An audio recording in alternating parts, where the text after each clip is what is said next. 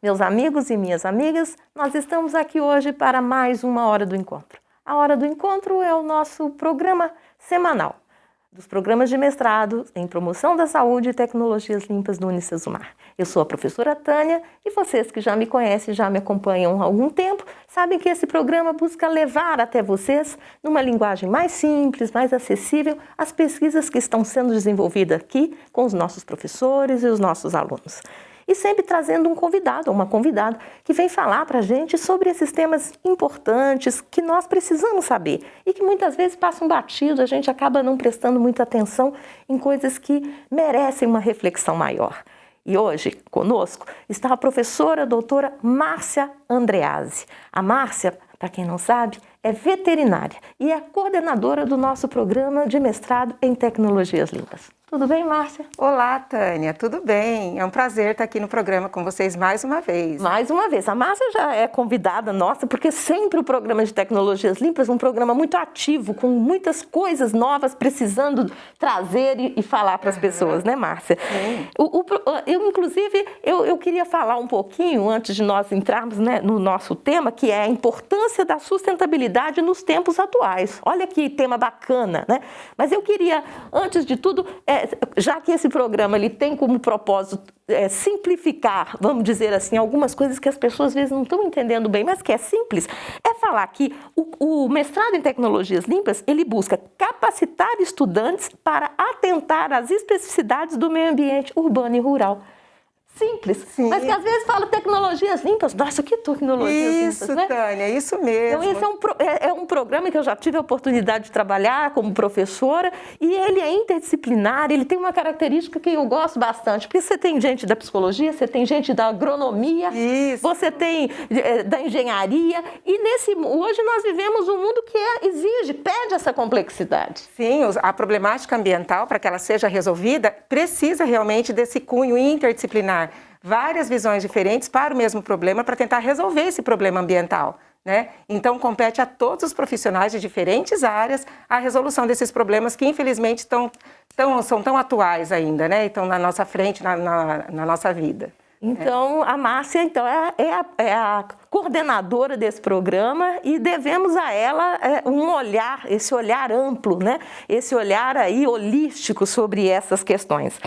Bem, nós vamos falar sobre a importância da sustentabilidade nos tempos atuais, é o tema da nossa conversa de hoje. E eu quero começar, Márcia, dizendo que cada vez mais tem havido uma preocupação, uma discussão com o planeta, né? Com a Unesco, os organismos internacionais, e até a gente às vezes ressente um pouco porque o Brasil às vezes não segue com tanta ênfase Exatamente. essas questões que são muito importantes e todos os países parecem já terem entendido. Essa importância é tamanha, principalmente, Tânia, a gente percebe na virada do milênio, quando foram elaborados os chamados ODMs, né, Objetivos do Desenvolvimento do Milênio, onde, graças a Deus, né, várias nações se juntaram e se uniram para quê? Para tentar melhorar a nossa casa comum, que é o nosso planeta, mas melhorar em vários sentidos, não só na questão ambiental, realmente pensando em qualidade de vida das pessoas, pensando em educação, em saúde, logicamente meio ambiente também, né? Tanto que no final da vigência desses chamados ODMs, que foi de 2000 até 2015, a preocupação se tornou mais enfática ainda. Por quê? Porque nós vemos que se nós não cuidarmos do nosso planeta, da nossa casa, nós não teremos onde viver, a nossa vida está comprometida. E aí, com isso, foram avaliados, então, todos os prós e os contras dos chamados ODMs, e aí eles foram melhorados. E onde nós chegamos nos chamados ODS, Objetivos do Desenvolvimento Sustentável. E aí mais países se envolveram com essa temática, né? Nós ampliamos o rol de objetivos, hoje são 17, com 169 metas que nós falamos, mas são 169 metas mundiais. Nesse caso, o Brasil, ele acabou adequando e aumentou até o número de metas. Para nós temos 176, né? Por quê? Porque o Brasil é um país com dimensões continentais, então nós temos alguns problemas que outros países não têm e que merecem ser vistas. Mas, enfim, todas essas questões trabalham com o quê? Questões relacionadas à água, à saúde, à educação, a questão de desenvolvimento sustentável realmente, qualidade de vida das pessoas. Porque, gente, o bem maior aqui do nosso planeta, na realidade, é a vida humana. Nós temos que tentar priorizar a vida humana. Só que não vai ter vida humana e vida humana com qualidade se nós não cuidarmos do nosso planeta. Que é uma coisa que é óbvia, né? Mas Sim. que algumas pessoas resistem, né? Exatamente, Tânia. Como que a pessoa pode achar que gestão de resíduos não tem a ver com ela? Como assim ela acha que o resíduo que ela gera na casa dela, ela põe embaixo do tapete? Sabe que isso não vai parar em algum lugar? Como que ela acha que, de repente, se ela começar a fazer uma pesca em período quando a pesca está proibida, que isso não vai afetar a vida dela? Sabe? Então, são tantas ações do dia a dia que todo mundo se depara e que muitas pessoas, às vezes, não param para pensar ou não estão sensibilizadas ainda quanto a isso, quanto à importância disso. Que, de pouco em pouco, a gente vai ampliando essas ações e aí a gente consegue garantir um planeta saudável para todo mundo, para que todo mundo tenha vida saudável também, né? Em todos os sentidos, né? Márcia, logo que tivemos essa pandemia, essa situação tão difícil, algo me deixou assim, eu acho que há muitas pessoas, um pouco até envergonhada, eu diria, quando com o nosso isolamento social, nós pessoas dentro de casa, os animais começaram a aparecer livremente pelas ruas.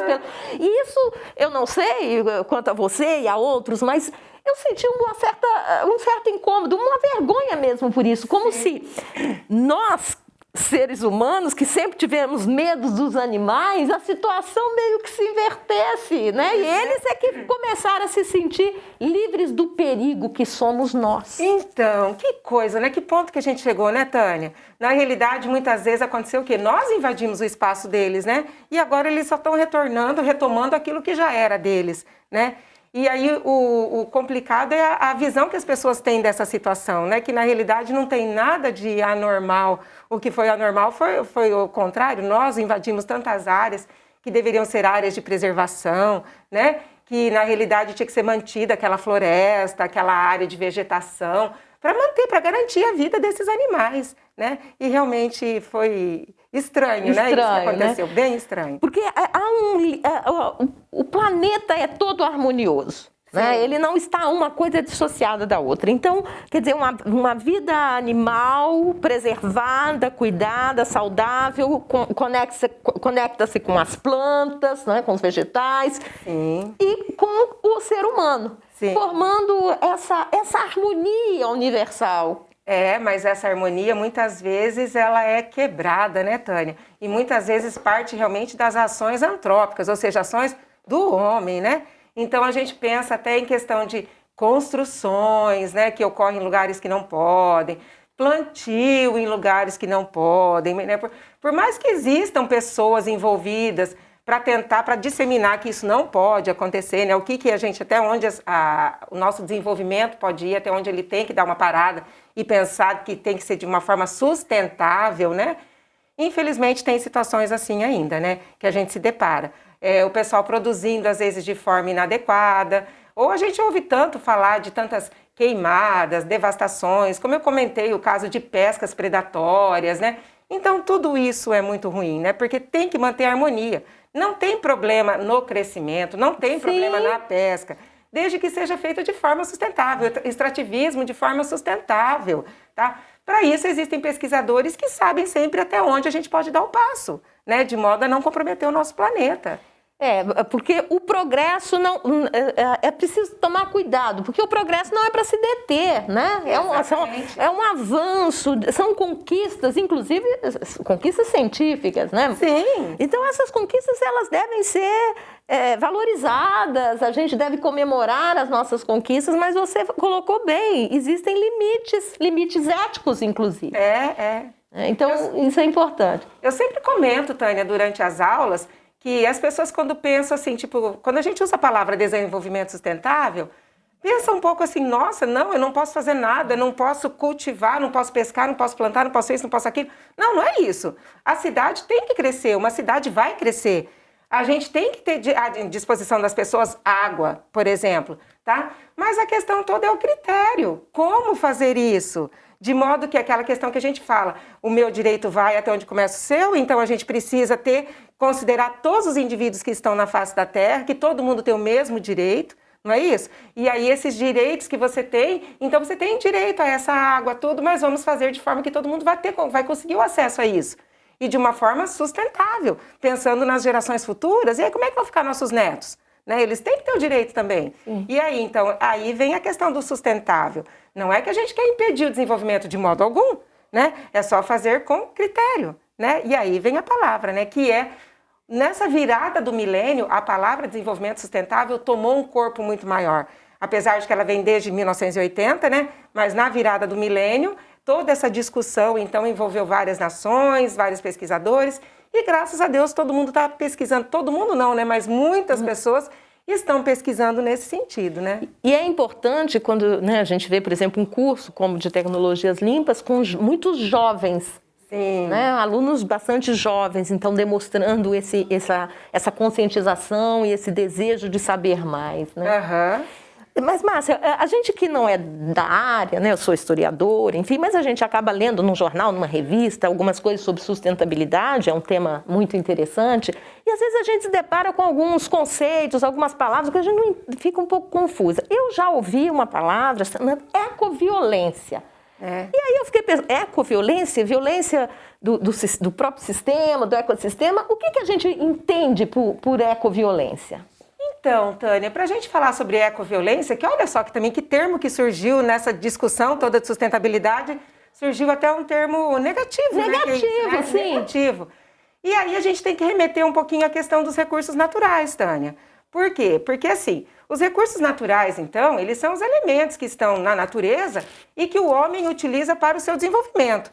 Ou seja, são aqueles recursos que movimentam a economia, tá? Então não é tudo que é da natureza que é um recurso natural. Só é recurso natural aquilo que tem um valor econômico. Então, por exemplo, a água, o solo, né? O sol, quando a gente utiliza esse sol, tá? Então, como fonte de aquecimento e tudo mais, então ele passa a ser um recurso econômico. E Sim. Como ele vem da natureza, um recurso natural.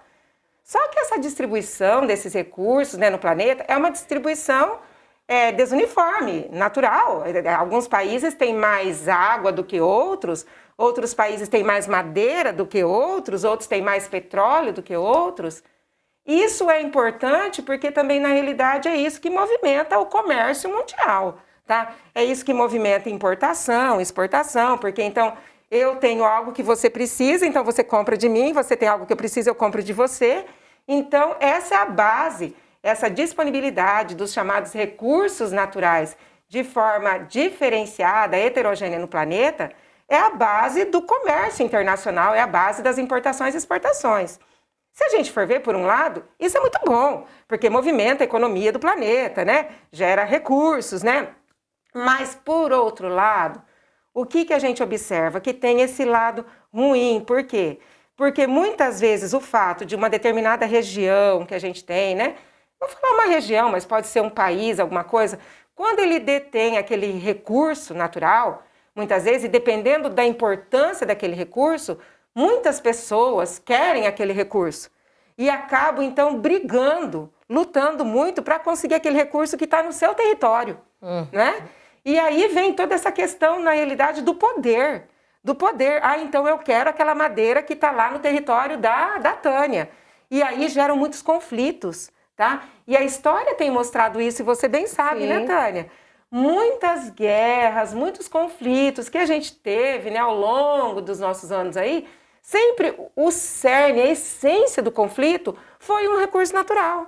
Então era o quê? Era a guerra porque eles queriam ampliar o seu território, suas terras, porque queria ter acesso à água, porque queria ter acesso à madeira, porque queria ter acesso ao petróleo, né? Então com isso, e hoje a gente vê essas guerras anteriores ou guerrilhas anteriores, que foram até muito grandes, a gente vê num nível bem maior, mas a gente também observa esses conflitos em lugares menores. Lá, por exemplo, em Minas Gerais, que você é de Minas, né, Tânia? Nós temos vários problemas, ou seja, em comunidades pequenas, não só em Minas, tá, Tânia? Só usei o exemplo, mas no Brasil a gente tem vários conflitos em localidades menores, tá? Que quando a gente vai ver o quê? Porque as pessoas querem ter, no Amazonas, né? As pessoas querem ter acesso à barranca do rio, acesso ao peixe, né? E aí existem conflitos, guerras por conta disso, por conta do acesso àquele recurso. E aí então surgiu a palavra ecoviolência, tá? que é uma coisa muito triste as pessoas brigarem por conta de algo que a natureza nos deu, né?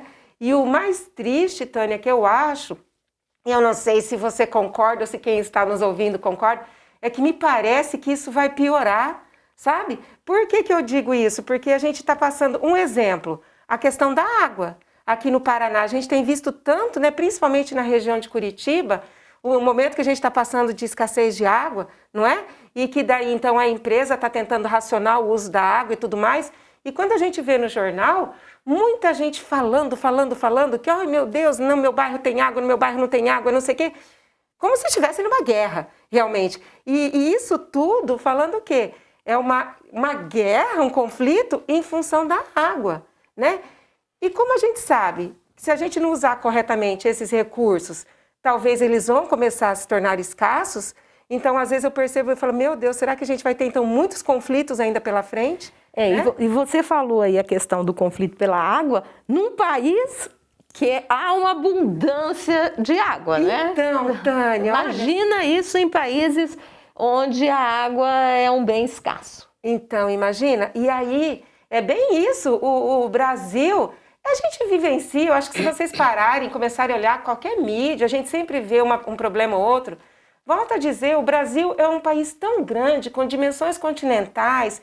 Nós somos realmente abençoados por Deus, né? Nós temos muito litoral, muito sol, um solo bom, nós temos madeira, nós temos água, né? Nós temos floresta, nós temos animais.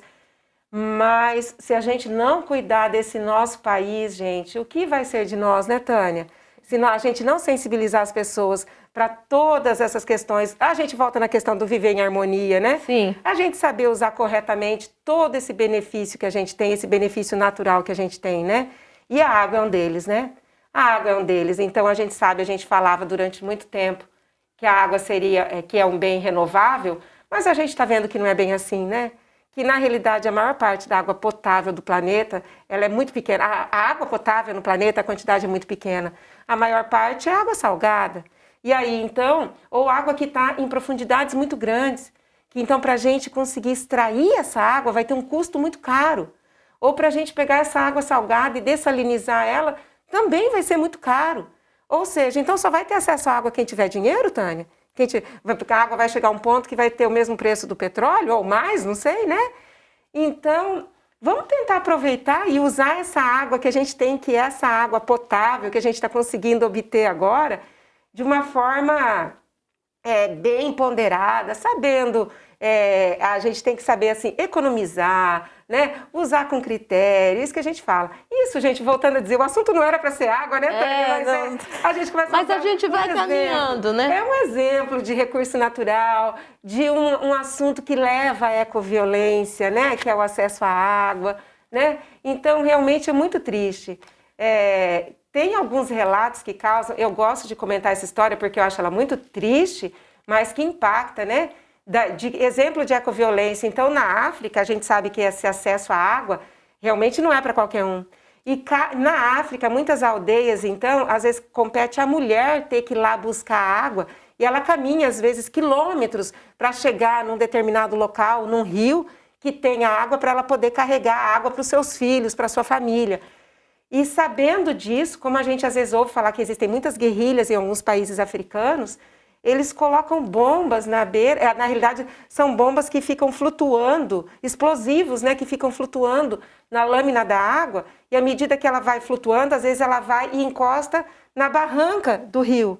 E a maior mortalidade, então, que a gente tem são de mulheres, Tânia. Dessas mulheres que, por uma questão cultural, compete a elas buscar a água na barranca do rio, chega lá, elas é que sofrem a ação dos explosivos que estão lá.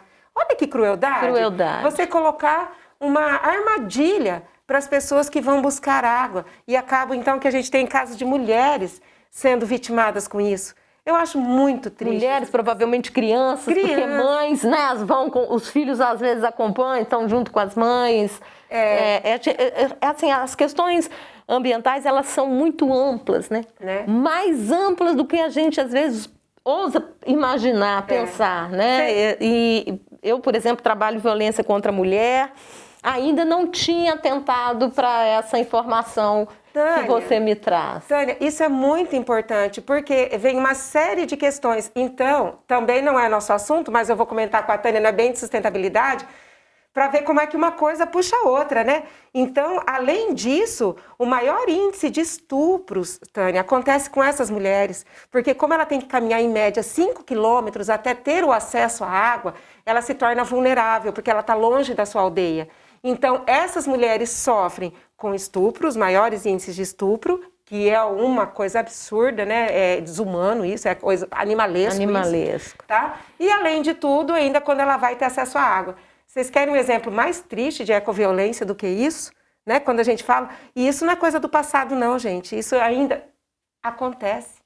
Está acontecendo. Eu vou atentar para essa informação, porque como eu te disse, eu discuto a questão da violência contra a mulher, vi esse termo ecoviolência e não consegui fazer esse link, não estabeleci esse link que você nos trouxe agora. Tânia. Então, às vezes o pessoal pensa que o garimpo é um exemplo, guerras no garimpo que a gente tem, é exemplo de ecoviolência, né? Por quê? Porque então o garimpo, a mineração, é um recurso natural, então o pessoal está lá extraindo ou pedras preciosas, ou cobre, ou algum mineral, né, Tânia? E a gente sabe que sempre existem guerras pelo poder, pelo dinheiro que está envolvido naquilo. Então também são exemplos de ecoviolência, guerras no garimpo, tá?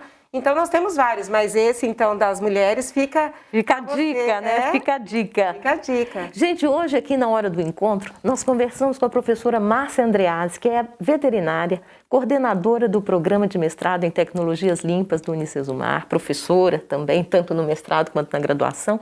E nós falamos, na verdade, nossa proposta é falar sobre sustentabilidade, nós fomos falando, sim, sobre sustentabilidade, mas ampliando o nosso leque. Nós poderíamos ficar aqui muito mais tempo, acho que preciso, por isso que a Márcia já veio outras vezes e virá outras, porque ela realmente tem muita propriedade no que fala e nós precisamos discutir sobre meio ambiente, nós precisamos pensar sobre formas mais saudáveis de nos relacionarmos com o nosso planeta, que é a nossa casa, como ela bem falou. Eu sou a professora Tânia, eu estive aqui com vocês hoje no A Hora do Encontro, o programa dos mestrados em Tecnologias Limpas e Promoção da Saúde do Unicesumar. Eu quero agradecer muito a Márcia por ter aceitado, a gente está num momento difícil, saindo pouco, reduzindo, né, a sair dos encontros. O Unicesumar tem levado bem a sério isso, protegendo seus profissionais. Então, eu quero agradecer muito você ter vindo aqui para conversar com a gente. Tânia, é sempre um prazer e pode contar com a gente, tá? Estamos sempre à disposição. E olha, para você que nos acompanha, eu não costumo muito fazer isso não, mas já vou dar uma dica. Daqui uns dias, porque nós alternamos os programas, mestrado em Tecnologias Limpas, na outra semana, Promoção da Saúde. E a Márcia está trazendo aí, organizando uma pessoa que virá nos falar sobre essa questão das árvores em Maringá. Isso. Muita gente fica brava com as árvores sujam e tal. Vamos conversar sobre isso. E é um recurso natural. E é um recurso natural. Então nós vamos falar sobre isso. Fiquem aguardando, acompanhe a gente. Muito obrigada e até o nosso próximo encontro. Tchau, tchau. Obrigado, professora. Gente, foi ótimo.